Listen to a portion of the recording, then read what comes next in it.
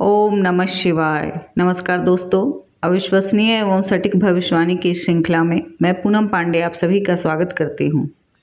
दोस्तों, चंद्रमा के शुभ अशुभ प्रभाव के बारे में चर्चा हो रही है और पिछले वीडियो में मैंने लग्नस्थ चंद्रमा तथा द्वितीय भाव के चंद्रमा के शुभ अशुभ फलों के बारे में आपको जानकारी दी है और इसी श्रृंखला में आगे बढ़ते हुए आज मैं तृतीय भाव के चंद्रमा के विभिन्न फलों के बारे में आपसे चर्चा करूंगी।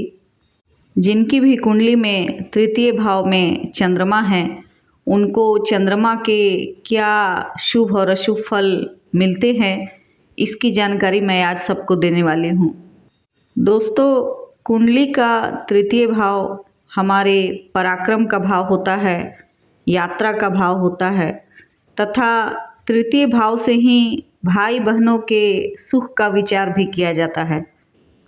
चंद्रमा एक सौम्य और शुभ ग्रह है और शुभ ग्रह कुंडली में जहाँ कहीं भी हो वो अधिकांशतः अपना शुभ फल ही प्रदान करते हैं।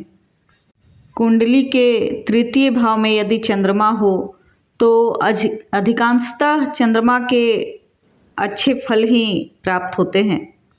जिनकी कुंडली में भी चंद्रमा तृतीय भाव में होता है वैसे जातक और जातिका यात्रा करने के बहुत शौकीन होते हैं और आए दिन कहीं न कहीं इनकी यात्रा होती ही रहती है।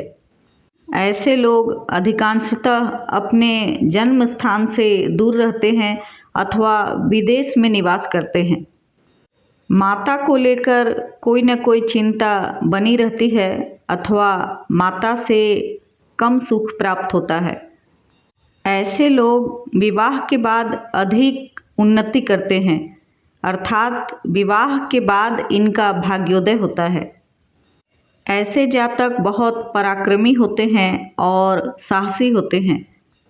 शिक्षा के अलावा और जो क्षेत्र होते हैं जैसे कि स्पोर्ट्स अथवा कला आदि के क्षेत्र, उनमें ऐसे जातक अधिक अच्छा प्रदर्शन करते हैं। अपने जीवन काल में हवाई यात्रा अवश्य ही करते हैं। जिनकी कुंडली में भी तृतीय भाव में चंद्रमा होता है ऐसे लोगों को अपने भाई बहनों का सुख बहुत प्राप्त होता है। भाई बहनों से इनके संबंध बहुत अच्छे होते हैं, आपस में प्रेम भाव होता है। परंतु यदि चंद्रमा छठे, आठवें अथवा द्वादश भाव के स्वामी होकर तृतीय भाव में बैठे हों तो फिर कुछ अशुभ फल भी प्राप्त होते हैं, जैसे कि भाई बहनों की हानि अथवा भाई बहनों के साथ कोई दुर्घटना घट सकती है। इसके अलावा फेफड़े अथवा छाती से संबंधित कोई तकलीफ भी हो सकती है जातक को।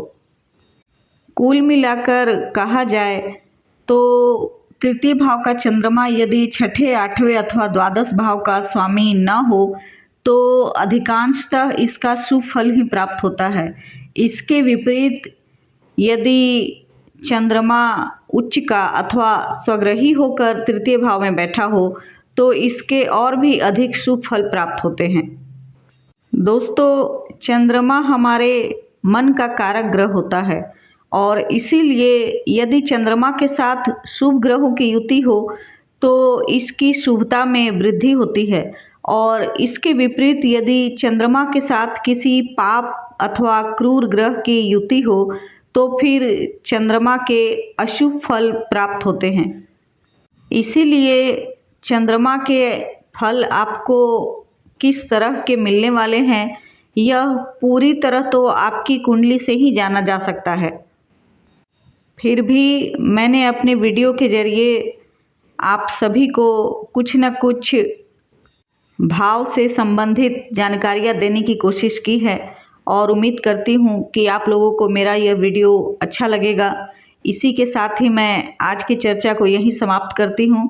अगले वीडियो में आपसे फिर मुलाकात होगी किसी नए विषय के साथ। मेरे चैनल को लाइक, शेयर और सब्सक्राइब करें। यदि आपको व्यक्तिगत रूप से मुझसे कुंडली विश्लेषण करवानी हो तो दिए गए नंबर पर संपर्क कर सकते हैं। तब तक के लिए मुझे आज्ञा दीजिए। नमस्कार। जय महाकाल।